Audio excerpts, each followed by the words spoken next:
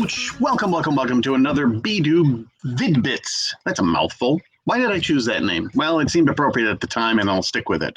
Today, I want to share with you how truck driving completely changed my coaching. I'm going to be really clear. I've never driven a truck before. I'm right up front about that. But, I've been around. I've watched things. I've talked with people. I've worked with clients who are truck drivers. And I've learned a thing or two. And I just got off the call with a client that I was talking with, and it immediately hit me. There's two purposes from this, and I'll try to be tight about it. But there's two valuable things that you can get out of this. First off, he's a truck driver. And he was wanting to really set some goals and get some things in time management and priority and get some things accomplished and some big things in his life. And it instantly occurred to me, well, wait a minute, hold on a second. Before we get into all of these details, we didn't even get into, well, what is the goal? What do you want to work on? What is this and that? I just got the general stuff. And before we even launched in, I said, you know what? I'm just curious. Take out a piece of paper. And I want you to start writing down really, there's value and wisdom here in being a truck driver. And he said, okay, great. And I said, all right, first off, tell me what do you need to be able to do in order to be a truck driver? We started uncovering amazing details. First off, it is really hard to get a truck moving. And if you've been on the highway, on an on-ramp, behind one of those trucks that's taken about 18 years to get that 18-wheeler moving, it's slow. They've got to go through 427 gears just to get to the speed of a turtle. It's amazing. And it takes forever to get going. But once that truck gets going, good luck stopping it. And again, one of the warnings, if you're on the highway and you're driving along and you see a truck coming at you, your best bet is to get out of the way, because that truck is not stopping. It's hard to stop a truck. There's all that weight, all that momentum. It's moving. It can stop, but it takes a lot to stop it. That's a good thing, isn't it? Notice how that's already showing up in goal setting, right? It takes forever to get started. Here's the other thing. They've got all these gears that they got to get through. They got to start with the first gear. And that first gear is only going to get them moving about 4 inches. Then, once they get moving in the first gear, then they go to the second gear. Then the third gear, then the fourth, then the fifth. However many gears, just a little by little to get moving a little farther and a little faster each time. You can't kick a car in turbo mode, go from 0 to 60 in just 14 seconds. Ain't going to happen. You seeing some links here? I know you are. Let's keep going. The other thing about truck driving, and this client was so brilliant. First off, you got to have a clear end destination. You don't just load up the truck and start driving around. Anybody want this stuff? Anybody? I got a whole bunch of stuff in my car. Anybody want it? We've got a clear destination of where we're going. And because we now have a beginning point, here's where you are, here's truck, here's place to drop off. Now we can create a clear, clean map on how to get there. Sound familiar, doesn't it? Of course it does. Brilliant. Then client also said, well, here's the other thing. In order to really do truck driving well, you got to keep your focus.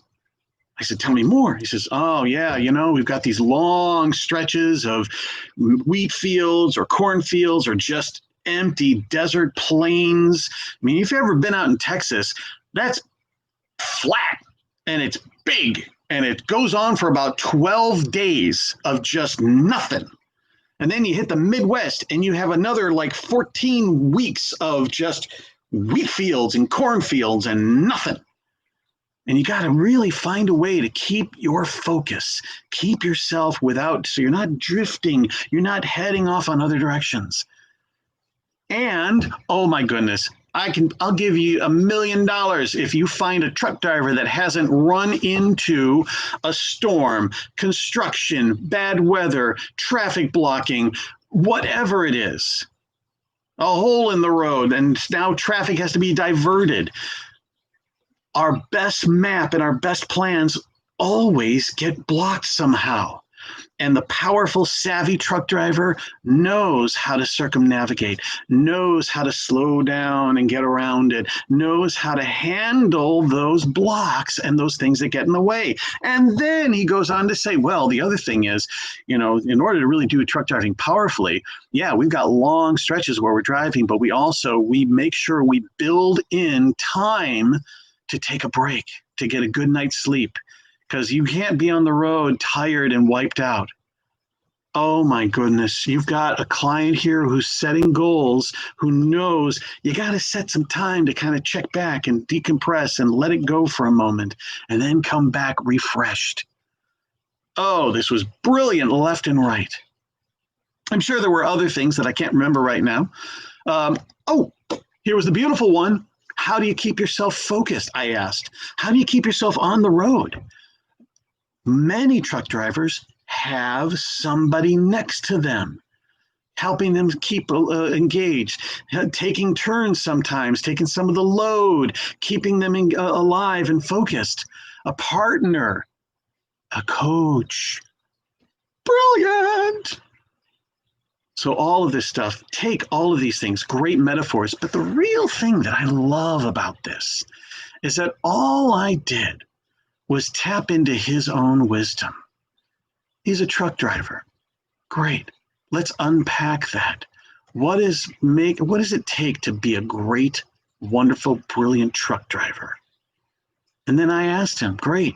So how can this help you in your next endeavor, in building your business, in achieving your goals? And he clicked those dots together so fast, it was ridiculous. Now, I got lucky with truck driving, but I can tell you I have done that so many times with so many other professions.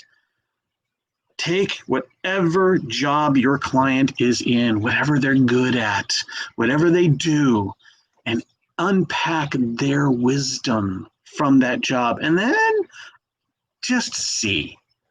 Well, great. So if these are the qualities, if you're a teacher, what does it take to be a great teacher? If you're a construction worker, what does it take to be a great construction worker? If you're a librarian, what does it take to be a great librarian? If you're whatever, what does it take to be a great whatever?